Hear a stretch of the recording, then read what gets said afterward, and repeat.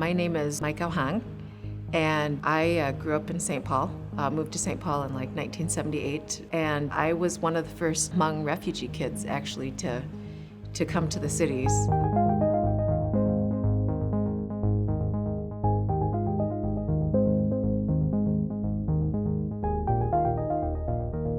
I must have been about, 9 or 10.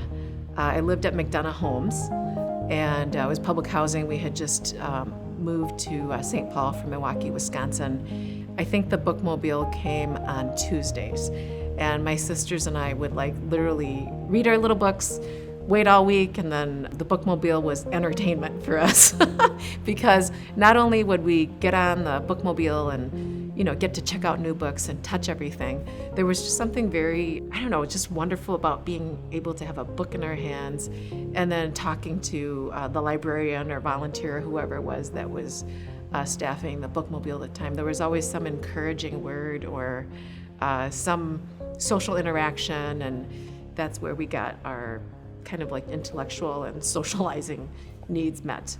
I was not always a great student. I had a lot of social and emotional issues, having survived living in a refugee camp and fleeing from Laos. And, there must have been something about being in an environment where I felt safe or nurtured that helped promote learning for me, which, is an equally important part of what our libraries do for kids. It's a safe and caring environment. So today I'm the president and CEO of the Wilder Foundation. We're an organization that's dedicated to improving lives in the greater St. Paul area and beyond. For as long as the Wilder Foundation, which is 110 years, been in the city of St. Paul, we have been partners with the city and with the library system.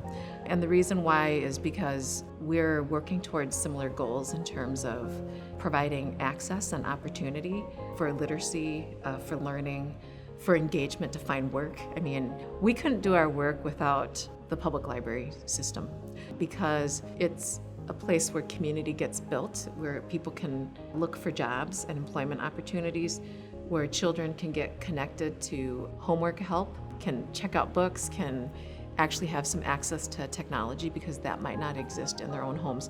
So we're constantly connecting families to the resources of the public library system. And it doesn't matter where you come from or how much you make or what the color of your skin is or whether you've been in the country 2 minutes or 20 years, it's all the same. And I just think, wow, this is so much the story of how America got built. And it's the story of how promoting access and opportunity for the people who are going to lead us into the future, giving that great opportunity to every child in the state of Minnesota or, here in the city of St. Paul. I just think that this is what builds a democratic society. When you think about the people in this community who are going to lead and keep our country and this city strong, it's the kids and the people every day who care about the city and who are going into those libraries right now. So